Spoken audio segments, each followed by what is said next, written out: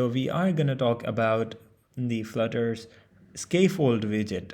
So I have created an application, the demo application from Flutter, and if you don't know how to create that application, you can simply open up the command palette, Command Shift A, and remember I have downloaded IntelliJ IDEA key bindings plugin for my VS Code. You can easily create a new application project from here. So when you create that, you will get a simple code, the demo code from Flutter theme to get started. And here we have Scaffold widget. I have modified that code, removed actually that unnecessary code, and rewritten the my app as a stateless widget. And I'm returning the scaffold in the build method. And now you can see that it is not working on the phone. Now, what actually is the problem is that whenever you decide to use material widgets inside your application must have an ancestor called material app. Material app is the widget which allows you to use material widgets inside your app. Now you can see Scaffold is working. Now inside material app, I'm gonna go and remove that debug banner, show debug check debug show checked mode banner. I'm gonna select it false. Now you can see that this debug kind of thing is gonna disappear. Okay, so it looks better, right? And let's talk about safe area as well. Let's wrap it with the widget called safe area. Now safe area allows you to easily ignore those areas where your app may break or some of the content maybe get hidden in the notches and the device bezels or boundaries kind of stuff. Okay, so we have Scaffold widget. So first, Scaffold has some properties.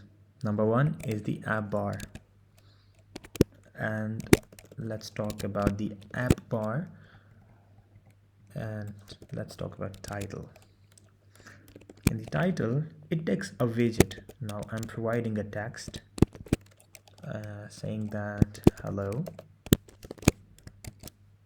Now you can see this, we have the hello text in the center of that app bar. Now I'm on the iOS device. If you are on Android device, you would get that hello text on the leading side of that app bar. To center it, you will simply go and type center title and select it true. So here you can see there is no effect, but on the Android device you will. Center tile. After that we have some actions in the app bar. So to keep it simple, I'm gonna go and add a little clutter inside that, icon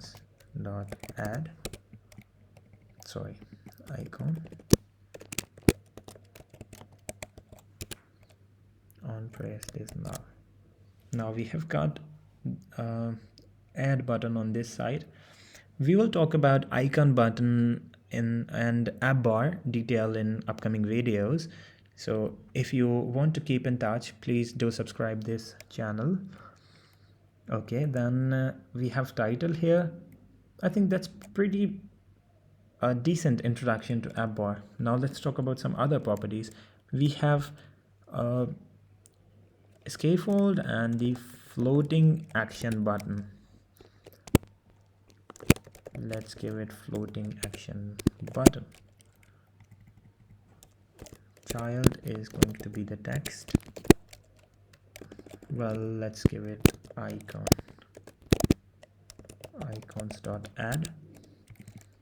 On pressed, let's give it a null argument. Now you can see here it is the floating action button, and we have body widget. This is the body area, this whole area. Now I must mention that these things are optional. It is not necessary to provide this floating action button or this app bar whenever you create the scaffold widget, right? In the body widget, I'm gonna go and type center. Inside center, I'm gonna give it child text, sorry, body widget. Now this is the body widget. Let's say this is a bar. So this is pretty much it. This is the simple introduction to the scaffold widget in Flutter.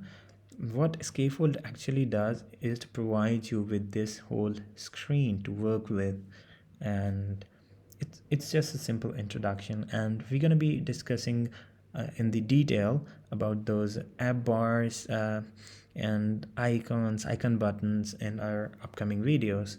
So please do subscribe this channel, and thanks for watching.